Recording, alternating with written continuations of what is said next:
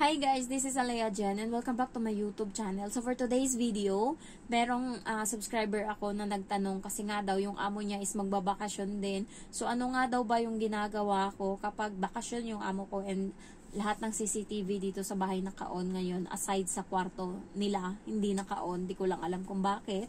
So ang ginagawa ko is ngayong araw, lahat ng kasi alam ko na magbabagyo yung ganto ba, yung ulan-ulan, wala kang makikitang init, ilang ano ko nang hindi nakikita yung araw.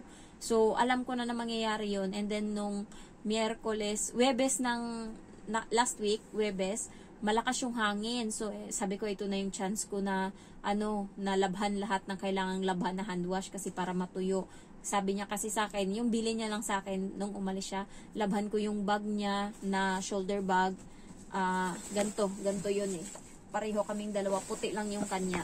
So, bigay niya to sa akin. So, laban ko daw yung shoulder bag niya, and then yung upuan ng bata, ayun lang, tas yung sapatos, labhan ko. So, ginawa ko nung araw na yun, kasi alam ko na mangyayari to. Sabi niya kasi sa akin, kapag umuulan, wag mong labhan yung bag ko, kasi may amoy yan kapag hindi matuyo ng tama.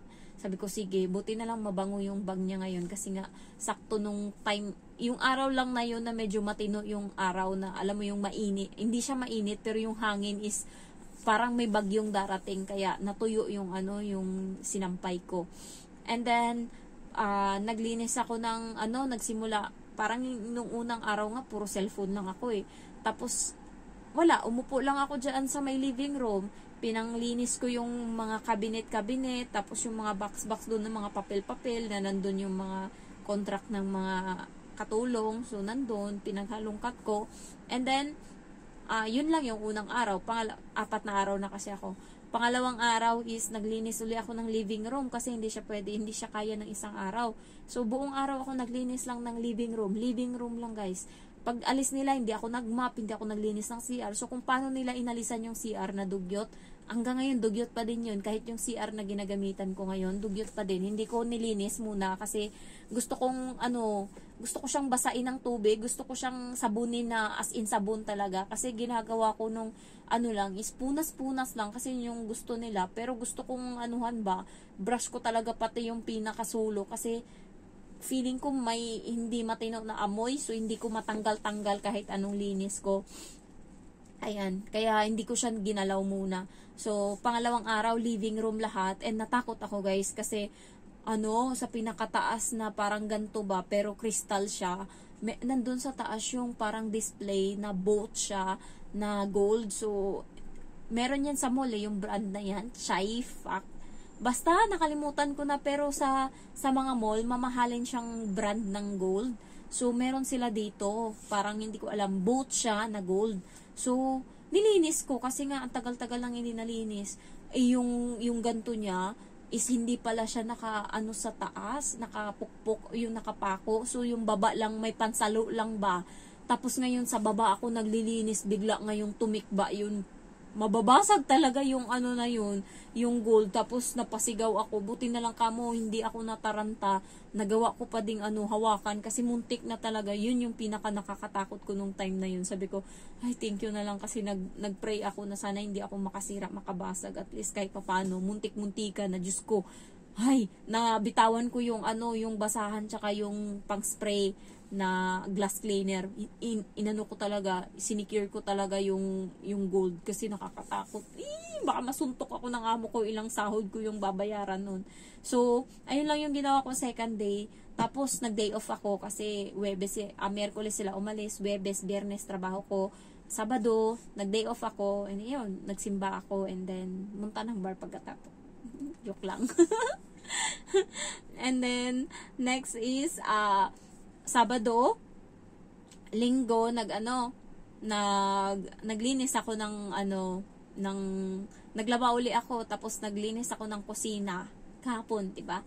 Kahapon Linggo, naglinis ako ng kusina buong araw, yung mga cabinet doon, lahat-lahat, yung mga exhaust fan, lahat.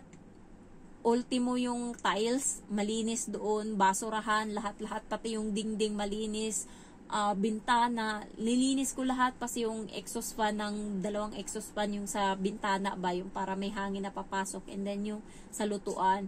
So nilinis ko lahat, pati yung mga lagayan ng asin, lahat, tsaka yung mga expired, pinagtatapon ko na yung mga expired.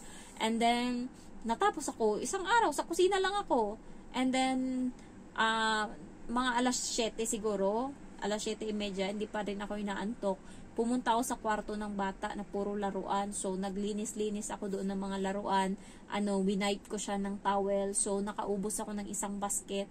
Ayun, natulog ako pagkatapos. Pagising ko kanina, dati nagigising ako nung nandito yung amo ko, 6:45 or 6:30. Kanina nagising ako 8:30 na. Ilang araw na akong 8:30 nagigising. Tapos kanina, nandun na ako sa kwarto ng bata. Puro laruan kasi guys, isang araw ako naglinis. Laruan lang yan ng bata, pinunasan ko ng towel. So, mga alas 4:30 ata, grabe, nag-give up na yung katawan ko, yung naantok talaga ako, kaya ang ginawa ko, iniwanan ko yung yung ginagawa ko doon. Sabi ko, 20 minutes lang. Masok ako dito sa kwarto, hindi ko sinarado yung pinto. Basta inano ko lang, tas tulog ako sa taas, nag-alarm ako ng 20 minutes, tapos naantok pa talaga ako, nag-alarm uli ako ng 10 minutes. So, natulog ako, bahala sila dyan, kasi naantok talaga ako. Tapos, yun, natapos ko yung buong isang araw ngayon na naglilinis lang ako ng laruan ng bata, tapos pinagtatapon ko yung mga hindi na kailangan. Marami akong tinapon ng mga laruan, so baka makita yun ng amo ko magreklamo na ubos na yung laruan ng bata, pinagtatapon ko na. Bukas is, ang lilinisin ko is itong kwarto ko. 2 to. Itong kwarto ko, lilinisin ko bukas, and then yung kwarto ng lalaki. Yung kwarto ng lalaki is puro mga computer nandun, pera nila, safety box, yun, lilinisin ko, pati mga libro nandun. So, 2. Nakaschedule na yan, ito. Tapos, next day, is lilinisin ko naman yung kwarto nila. So, Miyerkules yun, lilinisin ko yung kwarto nila, pero hindi ko papalitan ng bedsheet. So,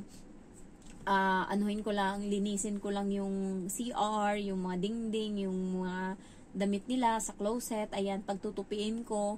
And then, Huwebes is, ayun, linisin ko yung balcony, tapos yung mga, finish na lang, finishing. Tapos Friday, gigising siguro ako ng mga alas 9, tapos magpapalit ako ng bedsheet, lalaban ko din yung bedsheet, and then, mga alas 12, alis na ako sa bahay, kasi nga, 1:30 is nakabook ako, papunta kami doon sa TSZ, Chan Monastery. Ayan, Chan Monastery ata yung malay ko dyan. Ayan, so pupunta kami doon, and 1:30 ko siya binook, so doon ako diretso.